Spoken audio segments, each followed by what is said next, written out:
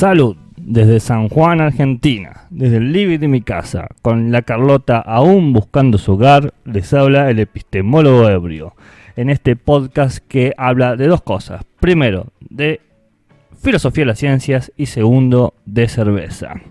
En este episodio continuamos con nuestro análisis de la teoría del conocimiento, ese esquema que habíamos hablado sobre la realidad más verdad igual conocimiento. Lo último que habíamos hablado era sobre justamente el problema, ya no sé ni hablar, el 2020 me sacó toda capacidad de modulación. El problema de la realidad. Pero habíamos llegado al punto de que las concepciones de la realidad como independiente o dependiente o una realidad que se percibe directa o indirectamente nos lleva necesariamente a la cuestión de la verdad. ¿Son verdaderas nuestras consideraciones de la realidad?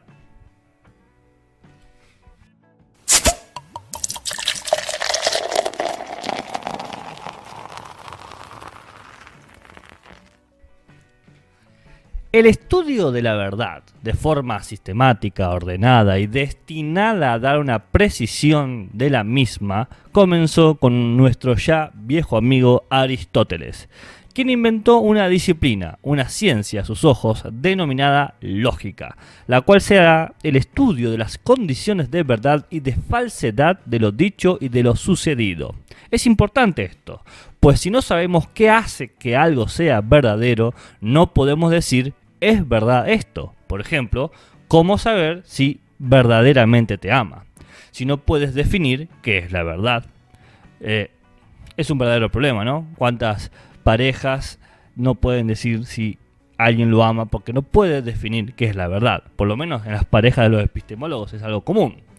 Y en este sentido, el humor es algo sumamente importante, por eso está en este podcast, porque todas las cuestiones de lo verdadero y lo falso siempre chocan o ponen en duda muchos de nuestros supuestos cotidianos, al punto de que parece algo absurdo, paradójico o hasta circular, porque encontramos formas de definir la verdad como lo que no es falso, lo que puede demostrarse, lo que es real, o, lo gracioso, la verdad es lo que es verdadero, y un largo etcétera.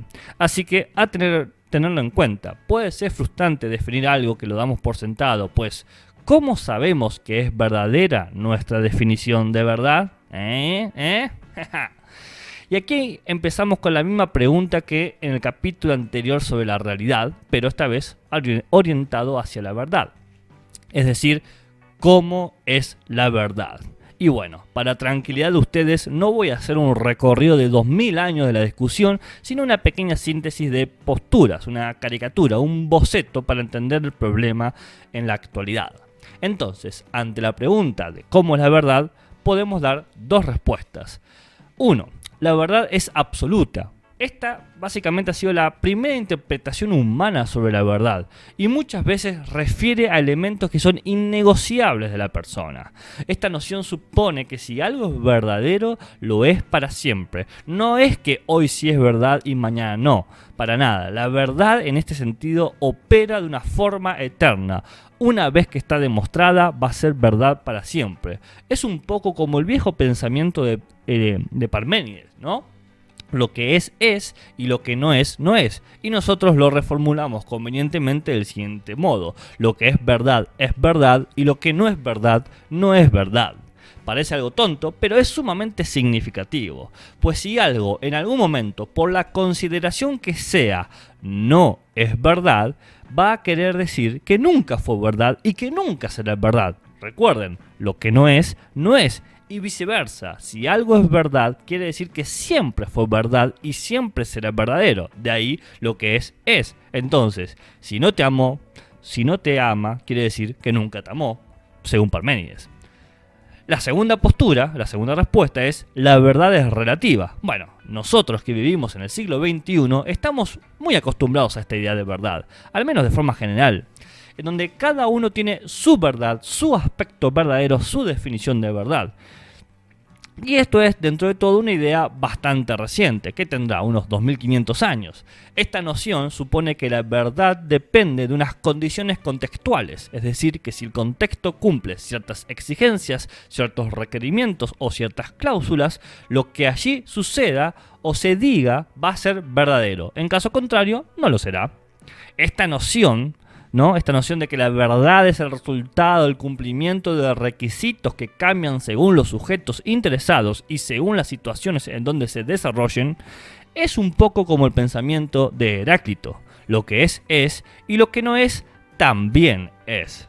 Nosotros lo reformulamos convenientemente. Lo que es verdad y lo que no es verdad también es verdad. Claro. Esto es contradictorio, o por lo menos lo parece, pero habla de la relevancia de las circunstancias para determinar la verdad de algo. Así se encuentra una nueva relación recíproca. Lo que antes no era verdad, ahora puede ser verdad, y lo que ahora es verdad, después puede, no ser verdad. Así se explica por qué antes te amaba y ahora no te ama. Salud por eso. Lo interesante es que, indistinto de cómo tomemos a la verdad, como algo absoluto, como algo relativo, esto no determina cómo vamos a definir a lo verdadero. ¿Bien? Pues una cosa es asumir que algo verdadero siempre lo será o algo verdadero depende del contexto, y otra cosa es decir, la verdad la defino como X o como Y. Así que veamos cómo podemos llenar el contenido de esta X o esta Y. Y por lo tanto, acá la cosa se pone mucho más interesante, pero también mucho más rebuscada. Así que agárrate, Catalina. Entonces, si venimos de respuesta de en dos, ahora tenemos 4 respuestas ante la pregunta ¿cómo se define la verdad? Así que lápiz y papel alerta. La verdad, primera respuesta de las 4. Primera, la verdad es coherencia de ideas. Ok. Es común pedirle coherencia a alguien cuando presenta un relato del pasado. También pedimos coherencia cuando tenemos varias versiones de un hecho o varios datos de un suceso. La coherencia forma parte de nuestra manera cotidiana de entender a lo verdadero. Supone una relación en donde no hay contradicción o no hay oposición. Es como una concordancia o una afinidad que opera siempre a nivel abstracto, ¿no? Y de ahí que entendamos a la verdad como una coherencia de ideas. Estas ideas pueden ser de todo tipo: interpretación de datos científicos, relatos de personas sobre algo que sucedió, continuidad de opiniones de un mismo sujeto y un largo etcétera. Lo importante es que sea esta coherencia conceptual o mental, aunque hable del mundo, y que no genere ninguna contradicción. La fortaleza de esta definición, ¿no?, de entender a la verdad como coherencia de ideas es bastante obvia, pues la verdad siempre ha sido considerada como un ejemplo o un elemento de la claridad, del orden, de lo lógico, por lo que la relación afín entre ideas es una forma bastante óptima de mantener este ideal de claridad y verdad.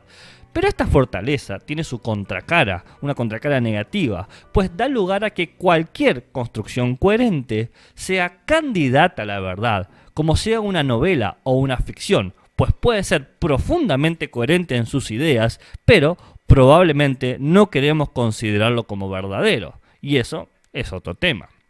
Entonces, pasamos a la segunda definición. La verdad es correspondencia entre la idea y la cosa. Vamos, es común pedir pruebas de lo que la gente dice sobre algo.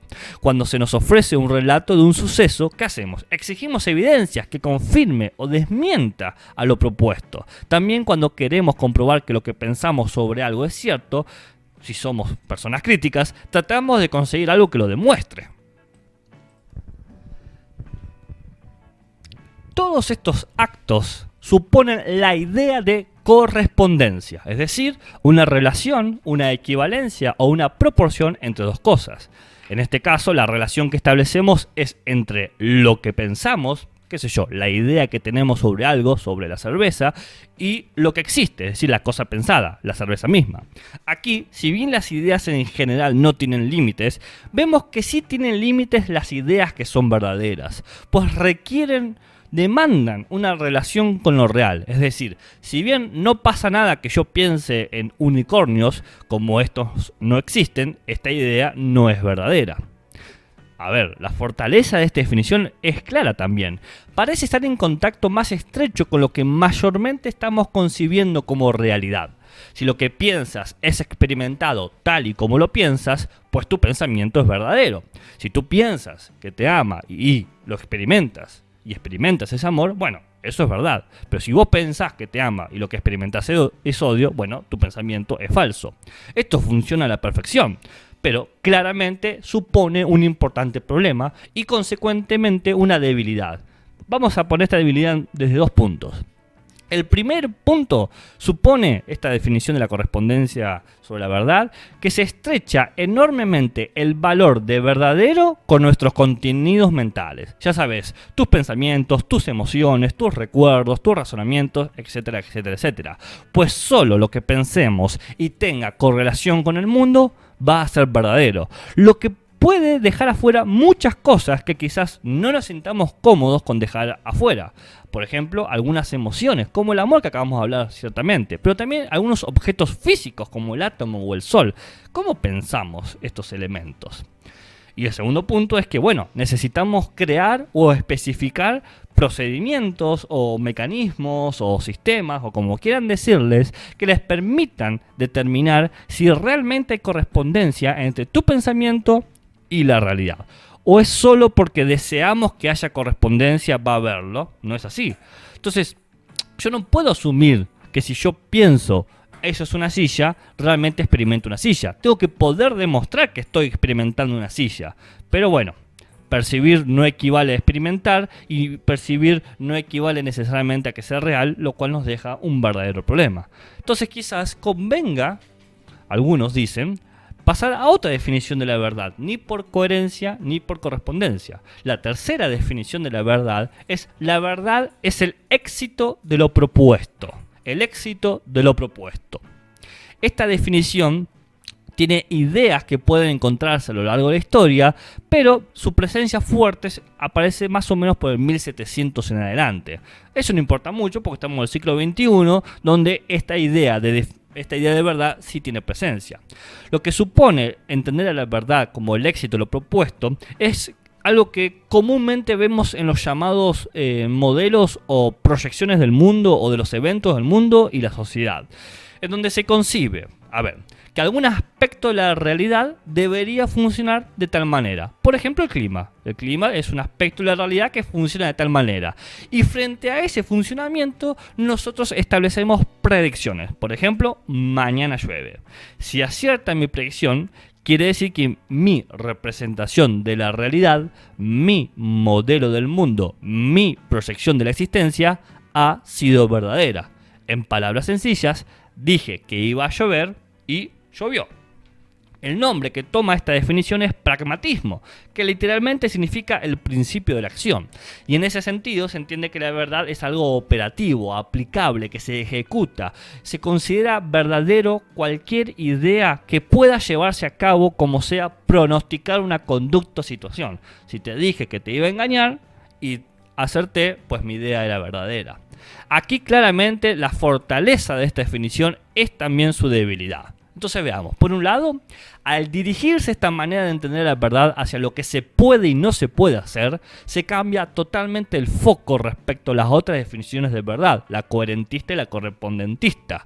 Pues aquí no importa las ideas en sí, ni cómo se las represente, sino cómo se las lleva a cabo, cómo las ejecutás. Incluso lo real y lo irreal se ven un poco desdibujado. Pues puedo pensar hoy alguna locura, qué sé yo, como que la luz se comporta como partículas y como ondas a la vez, y no importa si parece imposible. Si puedo usar esta locura en un plan que tenga éxito, como por ejemplo predecir la curvatura de la luz, entonces se considerará verdadero y no hay punto de discusión al respecto. Pero por otro lado, justamente este es el punto en contra, ya que en primer lugar podemos discutir ¿qué estamos entendiendo por éxito? ¿Hay grados de éxito? A su vez, en segundo lugar, también parece ser que dejamos de lado algunas nociones del mundo que tal vez no queremos dejar afuera de los valores de verdad. Pues no todo es posible de ser puesto en términos de acción, no todo puede ser traducible en un término de ejecución. parece que no todo puede expresarse como una operación con éxito o con fracaso. ¿Qué sé yo? Relaciones sociales hasta eventos físicos. Y nos llega la última definición, o la última que tiene presencia, la cuarta definición, que es que la verdad es lo que se consensúa entre varios. La verdad es lo que se consensúa, no puedo decir esa palabra, consensuar, con su salsa. Ok, la verdad es lo que se consensúa entre varios. Ahí está. Esta es tal vez la definición de verdad que más fuerza ha tomado en los 2 últimos siglos, desde 1950 para adelante. Intelectuales han propuesto esta concepción de lo verdadero hasta impregnar el pensamiento de lo cotidiano. Soy todo un poeta. Es frecuente que se generen acuerdos no solo de comportamientos, sino de cómo opera el mundo. Más allá de las consideraciones jurídicas, se puede ver que los mayores descubrimientos científicos del siglo XX y del siglo XXI tienen esta misma cualidad. Todos se asientan en descubrimientos que han sido replicados por otros científicos. A ver, un científico descubre algo de tal forma, publica esta forma, otro científico la replica y la reconoce y así sucesivamente. Es decir, que la verdad requiere que todos estemos de acuerdo que es verdad. Si no, no puede ser verdadero. De ahí que se hable también de intersubjetividad, es decir, todos los sujetos dentro. Bien. En otras palabras, todas las personas que se ven afectadas por esta definición de verdad o esta definición de lo que sea, deben dar su consentimiento o acuerdo. En realidad, en todas las relaciones humanas se tiene que dar consentimiento o acuerdo. Nada se puede hacer sin consentimiento y acuerdo. Eso hay que grabarlo a fuego. Pero en el tema de la verdad, la fortaleza de esta definición ya hace que pareciera tomar las fortalezas de las otras definiciones. O sea, es como media parásita. Toma la fuerza del acuerdo, de la relación y de la acción, sintetizadas en que la verdad se presenta como un acto, bien, esto es pragmatista, que es colectivo, en el que se genera un acuerdo, bien, acá está toda la convención, de cómo opera la realidad y cómo operar en la realidad. Su mejor ejemplo es claramente la ciencia, pero también se lo puede extender a las culturas, las religiones y hasta diversos círculos sociales, y por ello se genera una debilidad sobre esta definición de verdad en términos de consenso. ¿Por qué? Porque los acuerdos cambian, las formas de dirigirnos al mundo se modifican y nunca va a haber garantía de que hemos conseguido el consenso de todos. Entonces, como se ve, o bueno, como se escucha, no es sencillo dar una definición acabada y aceptada por todos sobre la verdad. Quizás, por eso es un problema filosófico, pero hoy en día se han realizado importantes avances sobre su definición. Muchas propuestas toman elementos de estas definiciones, estas 4, para generar una sola definición que exprese más o menos jerárquicamente cada uno de estos elementos. Dicho de forma más sencilla, en vez de tomar una sola acepción como única, lo que se hace es tomar estas definiciones, estas 4, como criterios a cumplir o casillas a llenar. Si cumple todos los requisitos, el requisito coherentista, el requisito correspondentista, el requisito pragmatista y el requisito consensualista, entonces eso dicho o eso mostrado o eso pensado será verdadero. Lo cual nos trae un nuevo y maravilloso problema.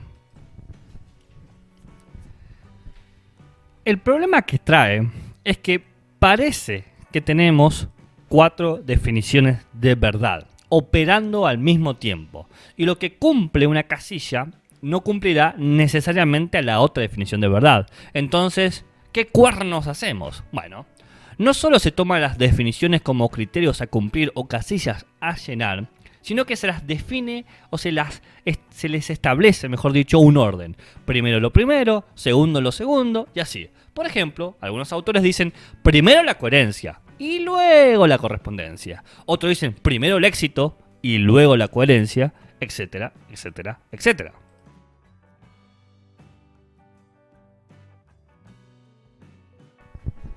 Bueno, luego de darme cuenta que perdí 10 minutos de grabación, vuelvo al punto donde quedé, ¿no? Otros dicen primero el éxito y luego la coherencia. Lo que hay 10 minutos que se perdieron porque se desconectó el micrófono, maravilloso, 2 pulgadas arriba, salud por eso. A ver, Lo que estaba diciendo es que esto nos trae un nuevo problema, el problema de determinar qué va primero y qué va segundo, que es cómo saber cuál criterio va primero y cuál va al último, porque uno debe ser la puerta de entrada de la verdad, y bueno, el último, el hall o la sala de estar, no sé. Lo que sí sé es que debe quedar claro que los modelos contemporáneos de verdad, el trabajo del portero es el más importante, así todos compiten para que su versión de la verdad sea el custodio. Algunos defienden que lo primero debe ser el coherentismo, otros el correspondentismo y así. Para saber entonces cuál es la definición o criterio que merece estar en el puesto de honor de la verdad, la puerta de entrada que dice quién pasa y quién no en el mundo de la verdad, se toma el problema del origen de la verdad. Es un argumento bastante sencillo. El mejor portero es quien está más cerca al origen de la verdad o el que más se parece al origen de la verdad, ya que la verdad aparece, qué sé yo, desde un lugar, desde un punto, desde una forma. Entonces, para saber si el coherentismo, el correspondentismo, el pragmatismo o el consensualismo merecen este lugar privilegiado que dice primero pasa esto y luego lo evaluamos, hay que saber cuál es el origen de la verdad. Chequeando que se está grabando. Bien, perfecto. Entonces, ante la pregunta de cuál es el origen de la verdad, se han dado dos respuestas. Cada respuesta tiene dos formas. La primera respuesta es que la verdad está en los sujetos. La segunda respuesta es que la verdad está en los sujetos. Veamos la primera. La verdad está en los objetos. Es común que los defensores del correspondentismo y del pragmatismo afirmen que la verdad se origina en los objetos. Veamos por qué. Esta es una idea antigua en la humanidad, el que los objetos en general tienen su propia verdad. Muchas veces se habla de la autenticidad de algo. Hoy en día esa noción la hemos atribuido cotidianamente a la idea de marca. La autenticidad refiere a que un objeto es lo que es decir, refleja su propia verdad sin ocultarla ni esconderla. Esto es hasta un poco obvio. ¿Cómo nos mentiría un objeto inerte?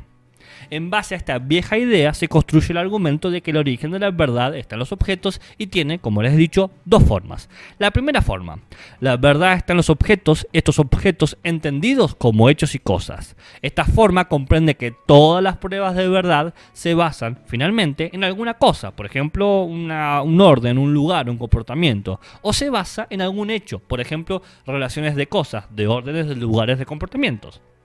Tradicionalmente se une esta forma argumental de la verdad con la clásica mirada de la ciencia, pues la ciencia, que es el conocimiento más certero, más verdadero podríamos decir, ganó esto con el estudio de los hechos, por ejemplo el movimiento de los planetas, el crecimiento de las plantas, etcétera.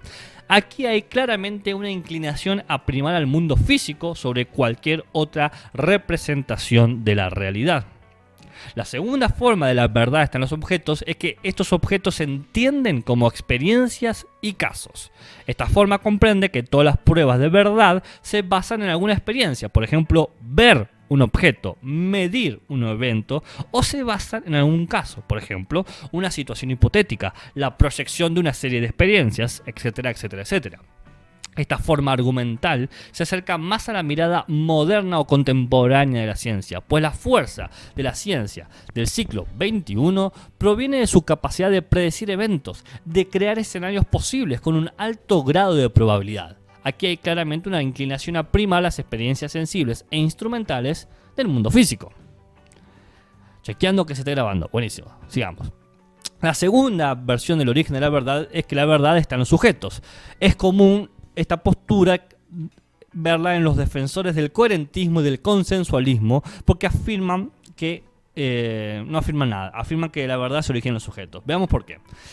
Es una idea que acompaña la preocupación de lo que nos dicen mediante el lenguaje, que esto que nos están diciendo sea algo correcto, algo claro o algo informativo, pues nuestra confianza en lo que sucede proviene de la claridad o información que nos proporcionan. No hay una tendencia a dar credibilidad a lo que es confuso o a lo que es fragmentario.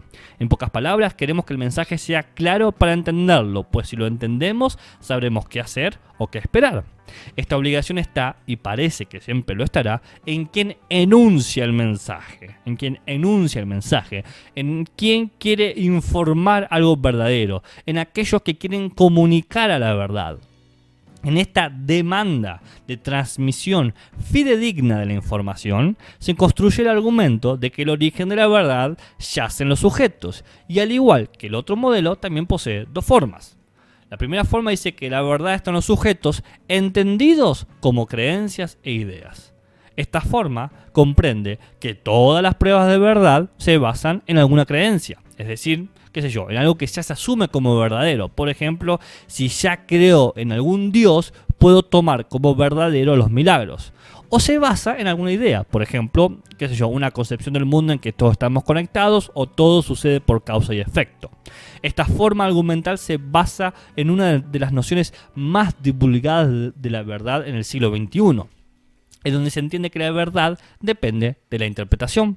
Partiendo de una perspectiva relativista, se comprende que no hay una verdad con B corta mayúscula, una verdad que sea única, final y absoluta, sino que la verdad es un cúmulo sin fin de verdades con B corta minúscula, que dependen ¿de qué? De las relaciones que se hacen entre nuestras creencias o ideas y el propio mundo. Aquí hay claramente una inclinación a primar al mundo psicosocial sobre cualquier otra representación de la realidad. La segunda versión de la verdad está en los sujetos supone estos sujetos entendidos como proposiciones y enunciados. Y acá hay como una nota al pie, ¿no? La proposición es todo aquello que puede tener dos valores, verdadero o falso, pero con cierto grado de verdad o grado de falsedad. Bien, y estos grados de verdad o falsedad se definen por las actitudes o creencias de los sujetos y la claridad de lo que se está diciendo. Qué sé yo, un sujeto puede creer en Dios y todos los santos, y otro puede creer en Dios pero no en los santos. O un sujeto puede aceptar totalmente una idea, somos productos de una evolución ciega, y otro puede aceptar parcialmente la misma idea, somos productos de una evolución dirigida. Por el otro lado, el enunciado refiere al hablar, ¿no? a significados que no necesariamente pueden ser de verdad o de falsedad porque dependen del contexto. Así, qué sé yo, un enunciado puede ser interrogativo. ¿Dónde está el gato? O imperativos. Dame el gato, ¿no? O sea, sin necesidad de pregunta por la verdad o la falsedad del mismo. Si se preguntan dónde está el gato Carlota está en mi casa y dónde quiere estar, que sea adoptada. Así que bueno, ya saben, adóptenlo. Ok, la verdad está en los sujetos, entendidos como proposiciones y enunciados. Esta forma de verdad en los sujetos comprende que finalmente la prueba de verdad se basa en alguna proposición. Por ejemplo, todos los metales se expanden con el calor, o todos los humanos son mortales. O se basa, sino, en enunciados. Hace calor, o esta caja es pequeña, dice el gato. Esta forma argumental es propia de ciertos estudios lingüísticos, de ciertos estudios lógicos y cognitivos, en donde se analizan las maneras en que un sujeto da valor de verdad a lo que se está diciendo o lo que él está diciendo. Aunque parezca que se está dando una inclinación hacia el relativismo, en realidad la mayoría de estas posturas se orientan a defender versiones muy estrictas de la verdad. Qué sé yo, la verdad es cumplir con tantos requisitos. La verdad supone que se cumpla con lo que se está diciendo. O la verdad es lo que se dice verdadero. Ok, sí, rosa con lo circular, pero circular no es relativo. ¿Por qué rosa con lo circular? Porque muchas veces estas definiciones parten de postular ciertos axiomas. Por ejemplo, así como 1 es igual a 1, también A es igual a A o gato es igual a gato. Que sirven estos axiomas para organizar el discurso y poder identificar las situaciones de verdad o de falsedad. En consecuencia, esta segunda forma de que la verdad está en los sujetos se muestra una inclinación a primar el mundo formal, el mundo lógico-matemático sobre cualquier otra representación de la realidad, y espero que esta vez sí haya quedado grabado. Bueno, parece que sí, así que 2 pulgadas arriba. Ahora, si el podcast escucha no se ha perdido, esto es enteramente el oro de ustedes. Obviamente no mío, porque lo grabé 2 veces, así que vaya a saber qué quedó y qué no quedó.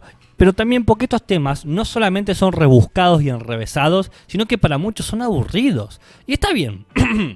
Está bien esto. No podemos ir todo el tiempo cuestionándonos de dónde proviene la verdad o cómo la concebimos. En algún momento hay que disfrutar de la cerveza o de la película sin pensar en nada. Pero... si no tenemos cuidado, y cada tanto, eso sí, no hacemos este trabajo de pensarlo seriamente de qué es la verdad, no solo podemos ser engañados, sino que también podemos autoengañarnos. La verdad siempre ha tenido un impacto en nuestras vidas, pues la consideramos un elemento necesario para determinar nuestra conducta. Y lo que esta idea nos trae al último y probablemente el verdadero problema de la verdad. Perdón por el chiste fácil. Que es nada más ni nada menos cómo demostramos que algo es verdad.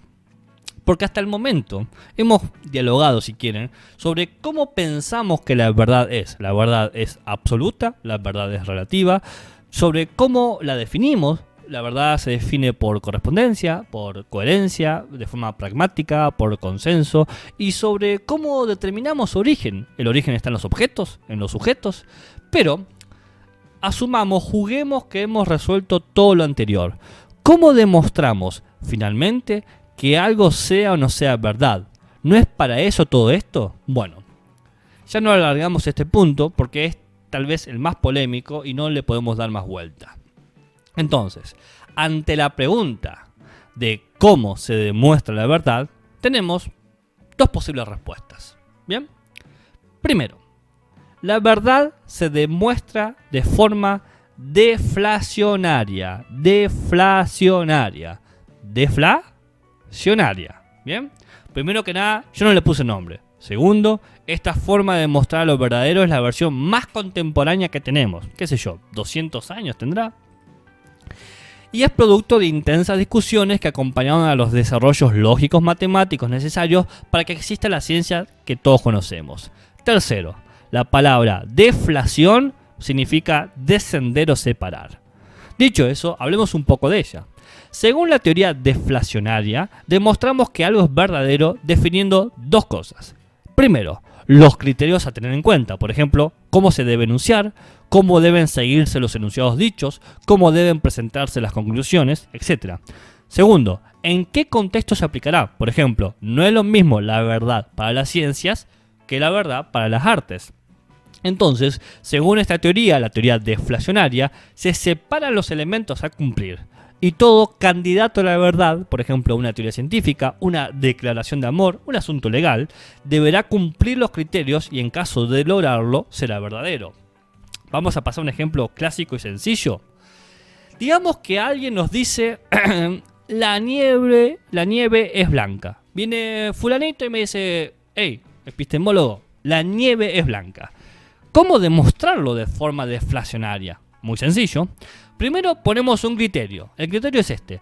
Para que la nieve es blanca sea algo verdadero, la condición es que la nieve debe ser blanca. ¿Bien? O sea, para que si vos me decís la nieve es blanca, eso que me has dicho sea verdadero, la condición que yo te pongo es que, bueno, la nieve debe ser blanca. Segundo, este criterio hay que aplicarlo, hay que ponerle un contexto. Bueno, a un lugar en el que ha nevado. Sé que en España se ha nevado y en Texas también. Parece que a primera vista en el criterio se ha dicho lo mismo. Para que la nieve es blanca sea verdadero, la nieve debe ser blanca. Pero una cosa es lo que queremos demostrar, la nieve es blanca, y otra cosa es la condición a cumplir. La nieve tiene que ser blanca. Y si fuera de otro color, la nieve real, por ejemplo rosa, sería falso. Entonces, a este criterio le ponemos el contexto, que estamos en un lugar en el que ha nevado. Y con ello podemos decir lo siguiente: la nieve es blanca, sí y solo sí, la nieve es blanca. Conclusión: el que dijo la nieve es blanca dijo la verdad si la nieve que ha nevado efectivamente es blanca. Terrible demostración. Les doy un tiempo para que se baje el calor de los circuitos con una cerveza. Salud. La segunda forma de demostrar la verdad se conoce como inflacionaria. Primero que nada, de vuelta, no le he puesto el nombre. Segundo, esta forma de demostrarlo a lo verdadero es la versión más antigua que tenemos, qué sé yo, unos 4000 años.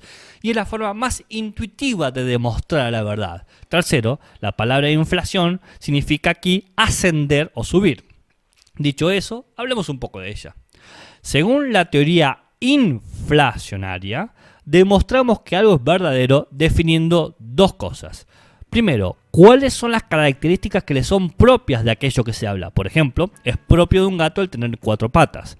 Y segundo, ¿en qué dimensión natural nos estamos ocupando? ¿Nos ocupamos de lo físico? ¿Nos ocupamos de lo biológico? ¿Nos ocupamos de lo social? Entonces, según esta teoría, la teoría inflacionaria, el candidato a la verdad va como ascendiendo niveles de certeza, de credibilidad o de fiabilidad hasta llegar a ser algo totalmente verdadero. Pasemos a un ejemplo sencillo. Digamos que quiero demostrar que los cisnes son blancos. ¿Bien? ¿Cómo lo demuestro de forma inflacionaria? Muy sencillo. Primero establecemos las características. Los cisnes son aves acuáticas, poseen plumas, pies palmeados, plameados, plumeados, pelmeados, palmazos, bueno, tiene pies. Segundo, definimos la dimensión natural, lo natural. En biología es propio que los seres vivos mantengan una regularidad adaptativa. En el caso de los pájaros, todos tienen plumas, pero también sus plumas tienen colores que ayudan a su supervivencia. A primera vista de esta información, no hemos demostrado que los cisnes son blancos. Solo hemos dado como una definición general de qué sería un cisne, un ave, etc. y de qué aspecto de la realidad lo consideramos, es decir, la biología. Pero esto es necesario, pues la teoría inflacionaria requiere que vayamos ascendiendo, y en este caso lo hacemos viendo o experimentando a los cisnes. Así vemos un cisne, ese de ahí, ese que está ahí, no, ese ahí está, ¿lo viste? Ese, bueno. Y sabemos que ese cisne cumple las características antes dichas, o sea, sabemos que es un cisne porque cumple las características naturales que hemos dicho, ¿no? Plumas acuáticas y pies puntos suspensivos. Entonces vemos ese cisne, y ese cisne que estamos viendo, ese de ahí, es blanco. Y luego vemos otro cisne, ese otro, el que está al lado. Y ese otro también sabemos que es un cisne porque cumple todas las características y también es blanco. Y vemos un tercero, y un cuarto, y un quinto, y un sexto, y un séptimo, etcétera, etcétera, etcétera. En conclusión, vimos y demostramos que los cisnes son blancos. Entonces hemos demostrado que es verdad que los cisnes son blancos, pues fuimos de la suma de particulares cada cisne visto hasta la conclusión general. Todos los cisnes vistos fueron blancos. Como se ha visto, o mejor dicho, como han escuchado, la discusión sobre la verdad tiene verdaderas complejidades y cada vez demanda mayor atención para decidirse sobre a qué llamamos verdad y cómo demostramos que algo es verdadero. Espero que esto sí se haya grabado. Muchas propuestas contemporáneas usan de forma de forma maravillosa, una forma indistinta una teoría o la otra, pues ambas tienen sus fortalezas y sus debilidades. Para no demorarnos mucho en ello, basta con decir que ninguna está exenta de errores y tampoco es totalmente independiente, pues mientras la teoría deflacionaria requiere de un contexto que puede ser cambiante, la teoría inflacionaria requiere de una naturaleza, y esto depende de qué consideramos natural. A la vez, parece que la deflación va de lo general a lo particular, lo que se debe cumplir y ver si alguien lo cumple. Y la inflación va de lo particular a lo general, ver muchos casos y ver si estos comparten rasgos generales. Pero nunca hay garantía de qué camino es correcto para obtener la certeza. Cabe aclarar, al menos no hay garantía en este nivel de la discusión, ¿no? Pues siguiendo la fórmula o el supuesto inicial que pusimos en el episodio anterior, realidad más verdad igual conocimiento, el tema de las garantías y de qué vía es mejor para tener certeza de lo general a lo particular o de lo particular a lo general es un problema de cómo entendemos el conocimiento, y eso es para otro episodio. Así que ahora pasemos a la siguiente sección.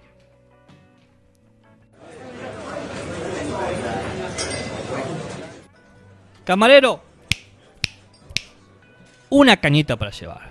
La famosa sección desvergonzada que nadie debe escuchar si aprecia su tiempo. A ver, no hay bibliografía en este caso porque es toda una construcción de muchos textos. Si quieren referencia, lean La lógica de Aristóteles. Y nada, gente, divulguen el podcast. ¿Qué están esperando? Se vienen los finales de mucha gente y necesitan tener este conocimiento y necesitamos tener mejor comprensión de lo que es la verdad. Así que ya saben, escúchenme por cualquier servicio de audio de podcast que más les guste, y en las redes sociales estoy siempre como el epistemólogo ebrio. Salud y buenas ciencias. Chao.